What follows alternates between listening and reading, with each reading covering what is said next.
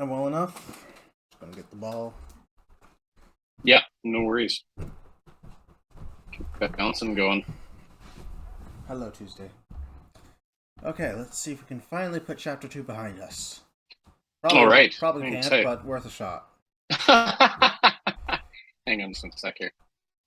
Let me make sure that my right thing is on. It is. Good. Perfect. Okay. Hang tight. I'm going to pull this up. Why is this being weird?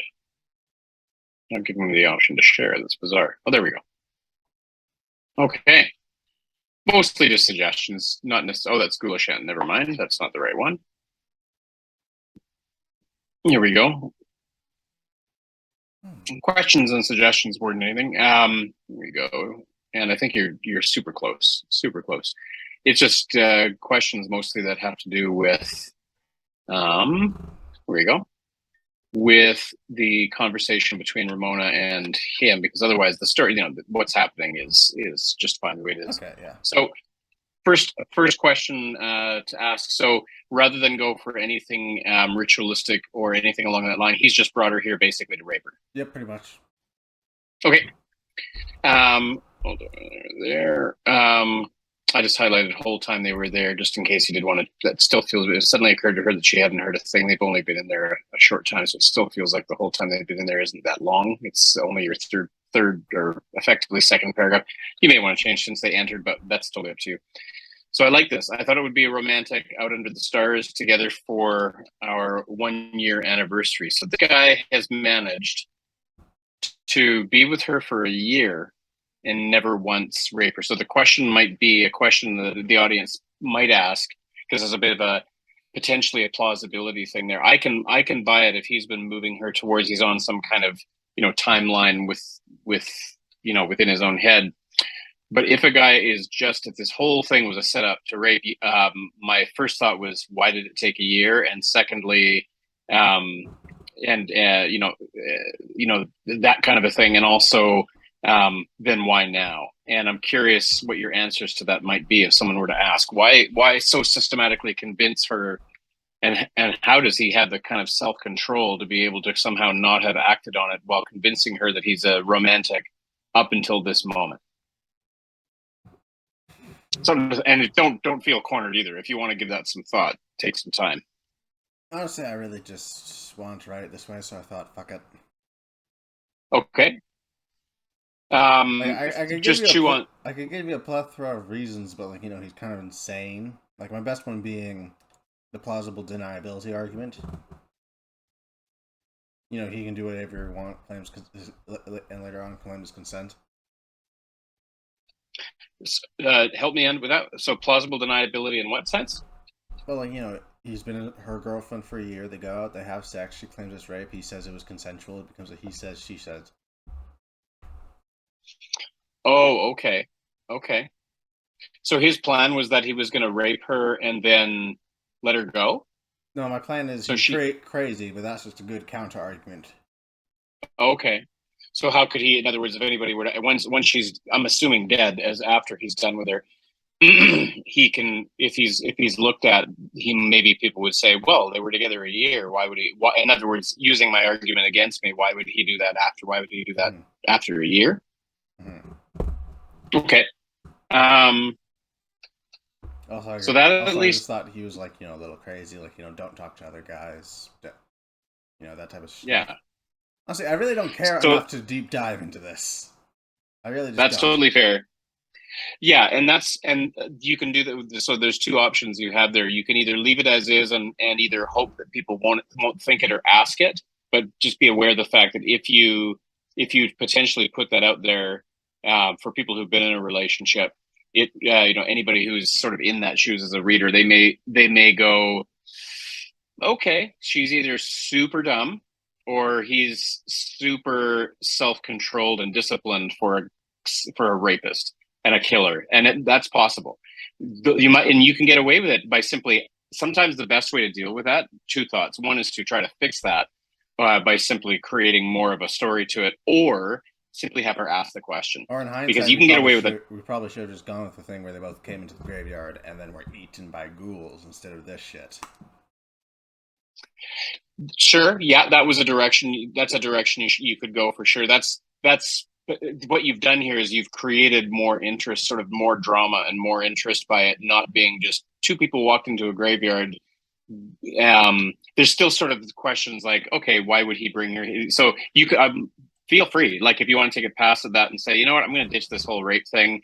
Um, it's great because it made me feel like, oh my god, this is horrible. It created a monster that you've solved a bunch of problems by doing this, by going this direction, in my opinion, because you've turned him into a monster in the middle of a sort of a environment full of monsters, and you've made me sort of okay with him getting killed. What you had before was just two people kind of walking in, and that begged a bunch of other different questions. So it's a good. I hear where you're going. I like the direction you're going in, but let me just continue with that thought. You can get away with tons of stuff in a story that may or may not seem credible to some people, so long as you have somebody in the story say what the reader is thinking. Like, in other words, if because right now what you also have is you have her, and this could potentially fix both of these things. You have her going from, oh, you're super romantic, to waking up and saying, wait, stop, what are you doing? Let me go help, which of course she's tied up. But my first thought was, if I had woken up and I was still somewhat, anybody who's ever been chloroformed knows that they don't just suddenly wake up clear. Well, I They don't wake know up that. hazy. I've never been close. Totally fair, yeah. So usually when a person, and I only know this because when I worked in the oil field, unfortunately, there were a couple of situations where I was aware of this happening, almost identical, really sad. But when a person wakes up from having been knocked out, they usually have a splitting headache, and this might just be a research thing. They usually wake up with a splitting headache and or not quite delirium, but it usually takes a while for them to sort of wake up. So she wakes up and suddenly is super clear. And I'm thinking that there's two reasons that struck me odd, that she's just like, wait, stop, what are you doing? Two reasons. One, she seems more lucid than I'm guessing she would be. And number two, my gut tells me there's more of a transition. Like, it goes right from hot to cold. So it goes right from, this is super romantic. You know, this is amazing. This is great. Hey, you want to pull the duct tape out of there? What do you mean? Boom. And she's out. And then she wakes up and says, what are you doing? My thought is that maybe she would have more of a, what's happening? Like, why are you doing this? Like, more pleading. She doesn't do any pleading here. She goes right from, you're the most romantic guy in the world, to, you fucking rapist. Mm-hmm. And I'm thinking that it might be helpful to sort of make this feel a little more real if it doesn't just go from, because we also only had, it's good. I love the way you stretch it out. Good page and a half, actually. And I like the speed. I like the pacing that you're moving at. But then suddenly, and it works all the way up to the basket. It works all the way up to the chloroform. And it continues to work. But my first thought was, I'm like, what? This isn't funny, Montez. What are you doing? You know, you might, like, okay, game's over. This isn't, like, but like he might at that point say, well, I thought you were into trying something new. Now we're moving in the direction of a relationship. That you were into trying something new. And she goes, yeah, but I mean, can you let me go, please? And then we can talk, because I'm really uncomfortable with being tied up. Things that a person might actually say, sort of, if they were caught in a situation. You can go straight to, wait, what are you doing?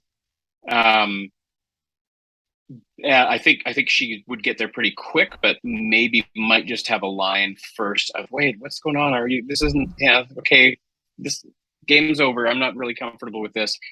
And then go into that. Just a thought.